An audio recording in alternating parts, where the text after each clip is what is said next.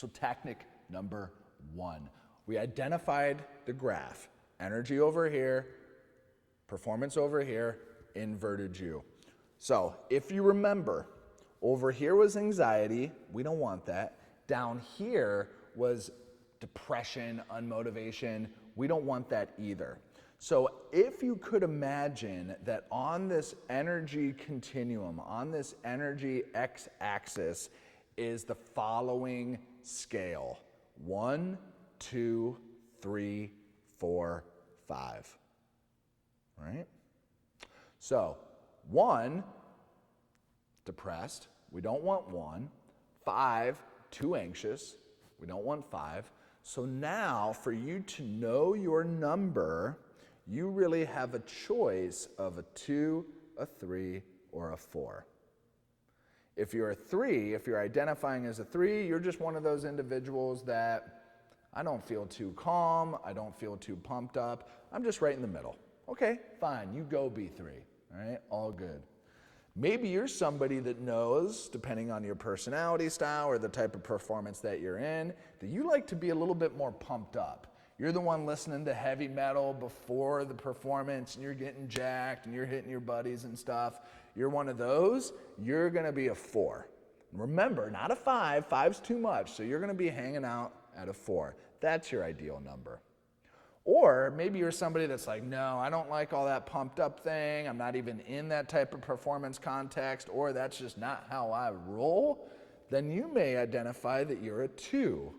So you're not in the middle, you're in fact, I like to be a little bit more relaxed when I perform, a little bit more chill, a little bit more calm.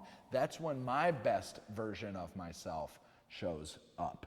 And so the whole idea of knowing your number is to be able to deliberately, this is what I need in this context, and I know where to find it, and I know when I'm out of it. So if you're showing up and it's a really important performance to you and you like to be at a 3 and you show up to that performance and you're noticing, man, I'm feeling really nervous, and you're starting to creep up to a 4, 4.5, what do you think you need to do? Got to move down. But you can't do that if you don't know where you want to be. Right now, none of us know where we want to be. We walk into a performance, we feel like we're anxious and like, oh, I don't know if I want to be anxious. Well, maybe you just don't want to be that anxious. Maybe you don't want to get completely calm. Maybe you want to channel that anxiety to be more pumped up. The choice is yours, but if you don't identify where you want to be, it's going to be this elusive number and it's going to change every single time. So in the Companion Workbook, we have some exercises for you to think about, consider, reflect on, based on different performance contexts that you're in, what do you want your number to be? And maybe it changes. Maybe you're a certain number at practice versus in a game. Maybe there's certain dances that you do that require a different performance state. Maybe when you're on a sales call, you have this performance state, but when you're talking with a client you've known for a really long time, you're at a different performance state.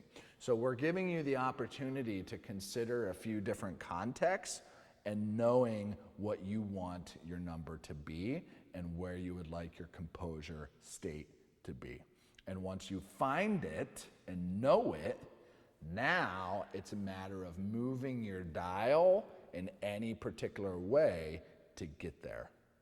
And that's what we're going to talk about next.